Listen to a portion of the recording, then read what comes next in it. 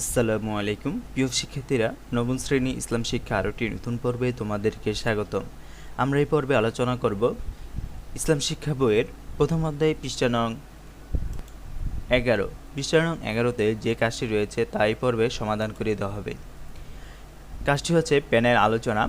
পরকালে জান্নাত লাভের জন্য আল্লাহর ইবাদতের সাথে আমাদের নৈতিক চরিত্রে যেই সব দিক উন্নয়ন করা অত্যাবশ্যক উল্লিখিত শিরোনামে আলোকে তোমরা প্যানেল বা দলে আলোচনা করে শিক্ষকের নির্দেশনা মোতাবেক উপস্থাপন করো। চলো এই কাজটির উত্তরটি আমরা দেখি।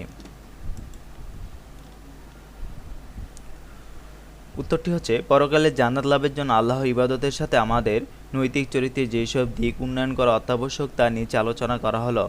1. সততা চর্চা।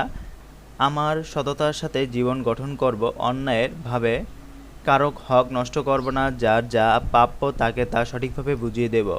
2. সত্য কথা বলা। আমরা সর্বদা সত্য কথা বলব এবং মিথ্যা পরিহার করব। 3. গীবত পরিহার করা। আমরা কোনো ব্যক্তির অগোচরে তাকে নিয়ে নেতিবাচক মন্তব্য করব না। ইসলামে গীবত একটি মারাত্মক গুনাহ, তাই আমরা গীবত থেকে বিরত থাকব। 4. শালীনতা চর্চা করা।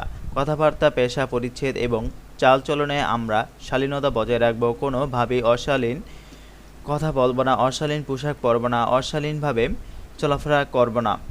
5. ক্ষমতাশীলতা। ক্ষমতা একটি মহৎ গুণ এবং আল্লাহ ক্ষমাকারীকে ভালোবাসেন। কেউ কোনো অন্যায় করলে এবং সে তার ভুল বুঝতে পারলে আমরা তাকে ক্ষমা করে দেব।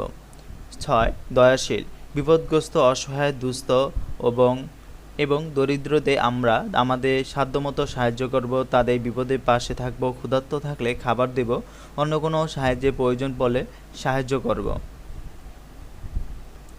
আমরা এই পর্বে ভিডিওতে পৃষ্ঠা নং 11 যে কাজটি রয়েছে তা সমাধান করে দেওয়া হয়েছে। পরবর্তী ভিডিওতে পৃষ্ঠা নং 14 যে কাজটি রয়েছে তা পরবর্তী ভিডিওতে তার সমাধান করে দেওয়া হবে। ভিডিওটি এ পর্যন্তই। পরবর্তী ভিডিওর জন্য সবাইকে শুভকামনা। আসসালামু আলাইকুম।